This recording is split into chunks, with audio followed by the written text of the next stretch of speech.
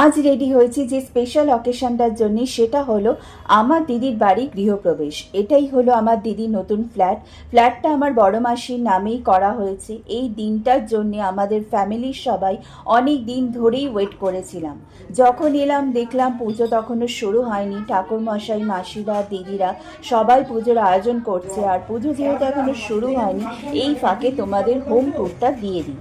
যেই রুমে পুজো হচ্ছে সেটা একটা রুম, তার সাথে রয়েছে অ্যাটাচ বাথরুম। আর এই দুটো এন্ট্রিতেই খুব সুন্দর করে আলপনা দেওয়া হয়েছে, এইগুলো আমার দিদির মেয়েরাই দিয়েছে।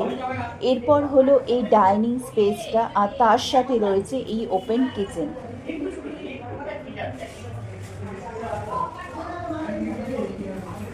আর এটা আরেকটা রুম। আগে মালকিনের ছবিটা ভালো করে নাও, একদম পা থেকে মাথা পর্যন্ত। আর কি সাজবে? এটা ডাইনিং এ রয়েছে আরেকটা বাথরুম। আর যেহেতু এখনো কেউ আসেনি, তাই আমি একটু সেলফি তুলে নিলাম। পুজো শুরুর আগে এখানে যে রিচুয়ালটা করা হয় সেটা দিয়েই শুরু করা হলো।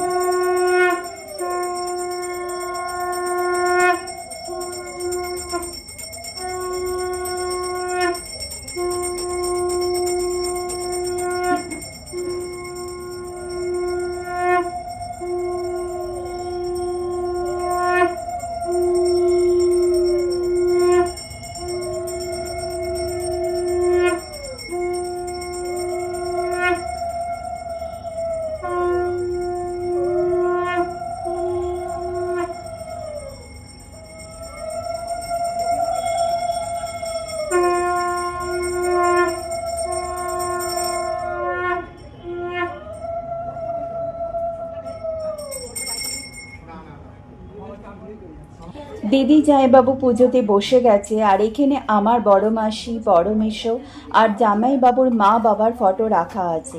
এনাদের আশীর্বাদেই আজ এই দিনটা এসেছে। ইনি হলেন দিদির বাড়ি প্রতিষ্ঠিত ভোলে বাবা। প্রতি বছর নীল ষষ্ঠীতে খুব বড় করে পুজো হয় ওর বাড়িতে। এবার থেকে এই ফ্ল্যাটেই হবে।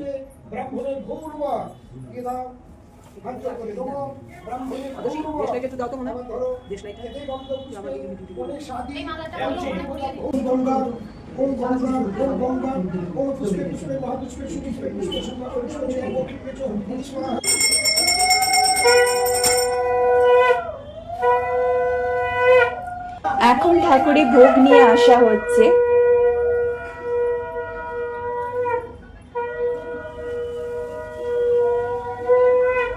এরপর শুরু হলো হোম যজ্ঞ।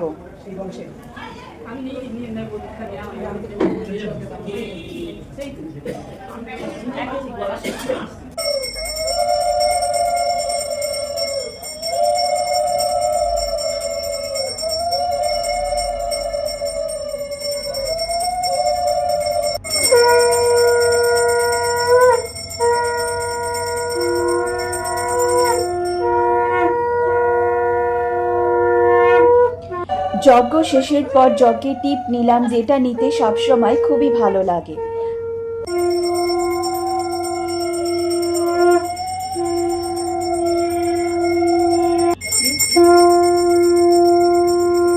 পুজো শেষ হয়ে গেছে এখন, তাই খেতে যাচ্ছি। এই ফ্ল্যাটের দুদিকে ছাদটা দুভাগে ভাগ করা। একদিকে এভাবে খাবার ব্যবস্থা করা হয়েছে, আরেক দিকে রয়েছে রান্নার ব্যবস্থা। ক্যাটারিংয়ের সব দাদারা বসে আছে এখানে। আমিও এখানে খেতে বসে গেলাম। মেনুতে ছিল ভেজ এঁচড় বিরিয়ানি, তার সাথে স্যালাড, ভেজিটেবল চপ। এঁচড়টা খুবই সফট হয়েছিল, আর সত্যি বলছি এত ভালো ভেজ বিরিয়ানি অনেক অনেক দিন পর খেলাম। আর ছিল চাটনি, পাঁপড় আর পান্তুয়া। মিষ্টি খাই না বলে আমি নেইনি। আর সব শেষে ছিল পাস। এখানে লাস্ট ব্যাচে আমার মা, মাসি, দিদি, জামাইবাবু সবাই খেতে বসেছে। আর ছাদ থেকে চারপাশের ভিউটা কিছুটা এরকম।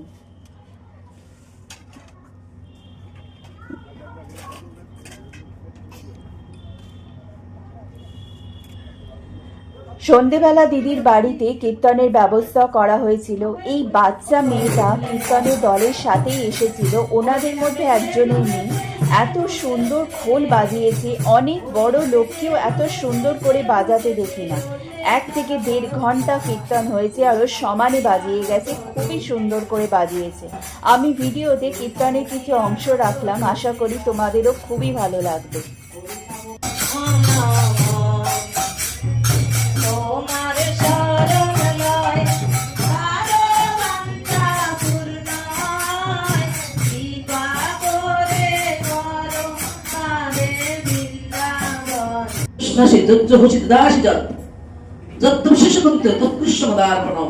তুমি যা কিছু করবে সবকিছু তুমি আমাকে সমর্পণ করবে।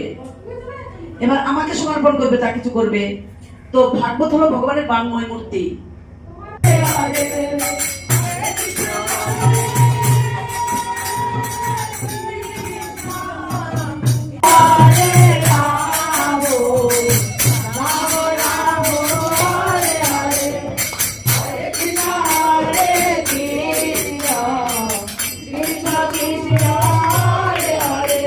এই সুন্দর দিনটা শেষ হলো রাতে আমাদের নিজেদের নাচ আর গান দিয়ে। এই ভিডিওতে আমি খুব একটা কাট কিছু করিনি, কারণ এটাতে আমার অনেক স্মৃতি আর আনন্দের মুহূর্ত আছে। এই ভিডিওটা তোমাদেরও ভালো লাগবে, লাইক করো আর চ্যানেলটা প্লিজ সাবস্ক্রাইব করো। Thank you for watching.